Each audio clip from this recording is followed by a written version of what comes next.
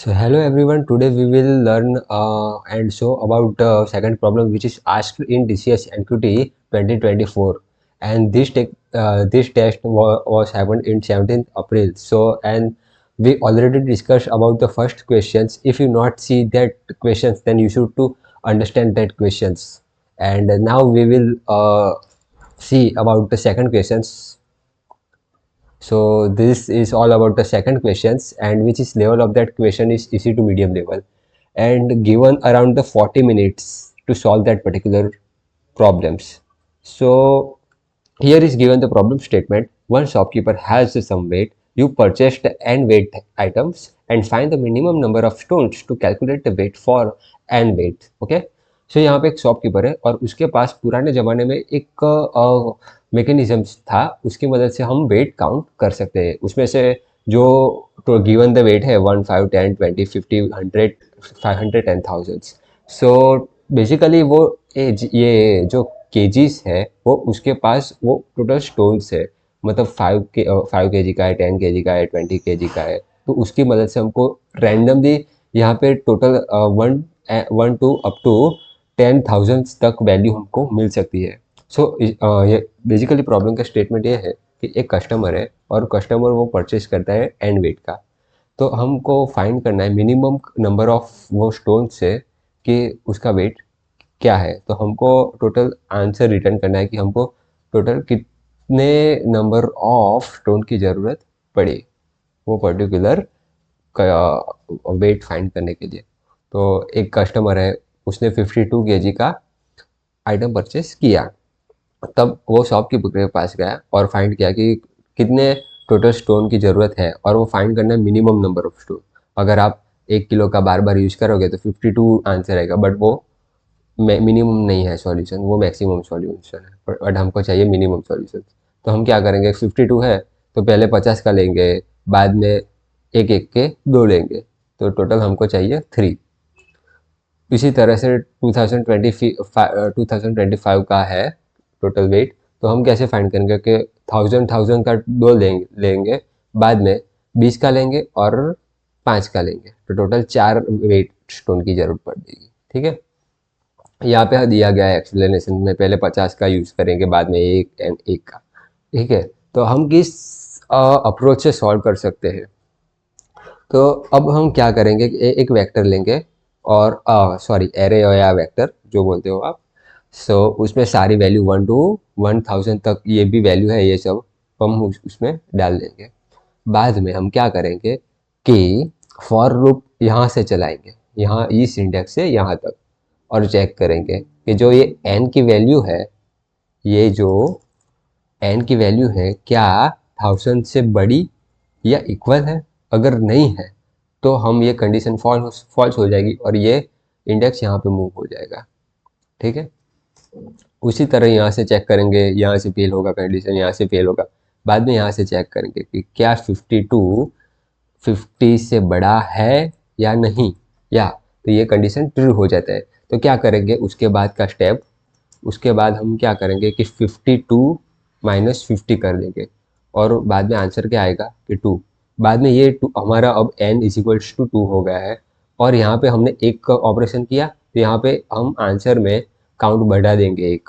Okay, यहाँ पे एक ऑपरेशन कंप्लीट हुआ, बाद में सेकंड हम ऑपरेशन करेंगे कि क्या 20 उससे छोटा है 2 से ना, 10 छोटा है 2 से ना, 5 छोटा है ना, 2 छोटा है हाँ।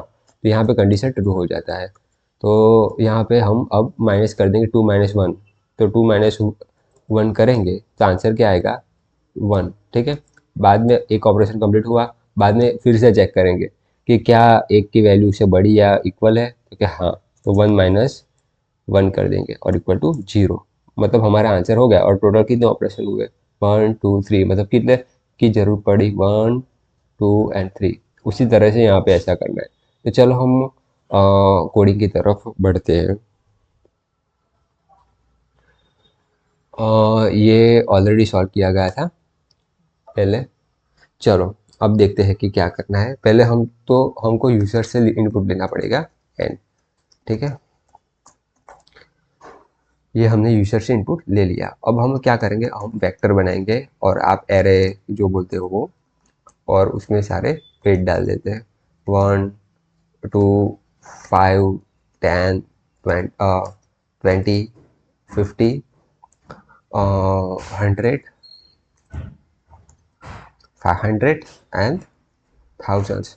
अब इसकी साइज़ कितनी है वो हम साइज़ भी हम लिख देते हैं कि उसकी साइज़ कितनी है। ठीक है, ये साइज़ का फंक्शन है। अब हम क्या करेंगे, अब हम फॉर लूप यूज़ करेंगे और फॉर लूप हम कहाँ से स्टार्ट करेंगे, पीछे से स्टार्ट करेंगे। पीछे से स्टार्ट करोगे तभी ऑप्टिमल सॉल्यूशन मिलेगा, मतलब मिनिमम नंबर ऑफ स्टोन कितने यूज़ होते हैं वो मिलेगा। आगे से शुरू करोगे तो मैक्सिमम नंबर ऑफ मिलेगा। तो हम पीछे से मांगा क्या है, हमको मिनिमम मांगा है, तो हम पीछे से स्टार्ट करेंगे। Okay, n-1 i minus minus, यहाँ पे i माइनस माइनस करना है, अगर प्लस करोगे तो एरर आएगी, प्रॉब्लम सॉल्व नहीं होगा।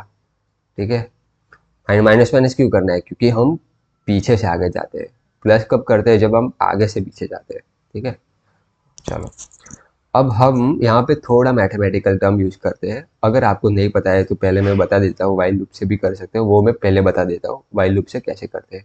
अगर यहाँ पे है 5000 हमारा टोटल वेट है ना, तो थाउजेंड से जब तक वो उसकी थाउजेंड्स बड़ी वैल्यू ना हो जाए तब तक हम उससे माइनस करते हैं। तब हम पहले ये सोल्यूशन देख लेते हैं कि एक्चुअल क्या है। डब्ल्यू ऑफ आई जब छोटा है और इक्वल टू है एन से, ओके, तब हम काउंट, मतलब जो हमारा आंसर है वो बढ़ा देते हैं। फिर हम डिक्लेयर कर देते हैं कि काउंट इनिशियली 0 है, बाद में जो n की वैल्यू है वो उसे हम कम कर देते हैं। ठीक है, चलो बढ़िया। अब हमारा आंसर आ जाता है, आंसर नहीं CNT।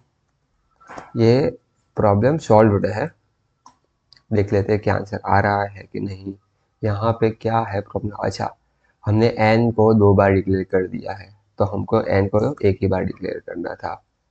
यहाँ पे साइज एसेड एसेड, ओके हो गया, चलो बढ़िया। 52 2, हमारा आंसर 2 आ जाता है, बट ये सही है या नहीं तो ये चेक करना पड़ेगा। हाँ, एक प्रॉब्लम है क्या कि यहाँ पे हमने अलग दिया था, यहाँ पे 2 नहीं है तो हमने 2 ले लिया था। अब देखते हैं 52, यहाँ पे जो आ गया 3 आंसर, बाद में यहाँ पे 2025 लेके देखते हैं। 2025 4 हमारा आंसर आ रहा है 4, ओके। बट ये while loop around up to log N तक भी चल सकता है, तो ये ऑप्टिमल सॉल्यूशन है। यहाँ पे आपके 7 आउट ऑफ 7 टेस्ट केस भी पास हो जाएंगे, बट आपको इससे भी ऑप्टिमल सॉल्यूशन चाहिए तो हम मैथमेटिकल टर्म यूज़ करेंगे, और वो क्या है, तो कि वो ये है कि आंसर CNT पहले तो प्लस कर देंगे, क्योंकि नहीं नहीं पहले हम कंडीशन चेक करेंगे ना कि W of I is less than equal to N, जब तक है। पहले तो हम क्या करेंगे कि उसके CNT को इंक्रीज कर देंगे। कब तक इंक्रीज करेंगे, मतलब 5000 टोटल वेट है, बाद में उसे 1000 से डिवाइड कर देता हूँ, हमको क्या आंसर मिलता है 5। यहाँ पे भी सेम है कि 5 यूज करेंगे, ये 5 आंसर मिलेगा, okay. And divide by W of I, बाद में n की वैल्यू क्या होगी, n की वैल्यू उसका रिमाइंडर होगा। अगर 52 है हमारा वेट और 50 से हम डिवाइड करेंगे तो 50 से डिवाइड तो नहीं होगा, बट उसका रिमाइंडर क्या आएगा 2, क्योंकि 52 से हम 50 डिवाइड करते हैं तो उसका रिमाइंडर 2 आता है। तो हम क्या करेंगे, डब्ल्यू ऑफ आई, ओके। यहाँ तक तो समझ आ गया होगा, और चेक करते हैं कि आंसर सही है या नहीं। 52 answer 3 and 2025 answer is 4, so our problem is successfully solved, okay. तो ये हमारा प्रॉब्लम सॉल्व हो गया है। सो यहाँ पे आपके 7 आउट ऑफ 7 टेस्ट के पास हो जाएंगे, और ये इजी टू मीडियम है, मतलब टोटल 2 ही क्वेश्चन पूछे गए थे। अगर आप ये सॉल्व कर देते हो दोनों क्वेश्चंस तो आप 9.50 लाख का पैकेज प्राप्त कर सकते हो। ठीक है, और मैं इसी प्लेलिस्ट में सब जो TCS के प्रीवियस ईयर के क्वेश्चंस थे वो सब मैं डालने वाला हूँ। और जो जो बेसिकली वो इम्पोर्टेंट टॉपिक क्या होता है कि array, strings, hashmap and link list, ये जो है टॉपिक्स वो most of the time TCS पूछती है मीडियम लेवल में। ठीक है, तो मैं सभी वीडियो इसी प्लेलिस्ट में डालने वाला हूँ। तो अगर आप इस चैनल पे नए हो तो आप बेल आइकन को ज़रूर प्रेस कर देना, क्योंकि नए नए वीडियो आएंगे तो आपको अपडेट्स मिल जाएगी और आप इजीली सॉल्व कर सकते हो TCS एनक्यूटी में। ये काफ़ी इजी क्वेश्चंस था, आपको भी मालूम है। ठीक है, तो चलिए मिलते हैं नए नए वीडियो में।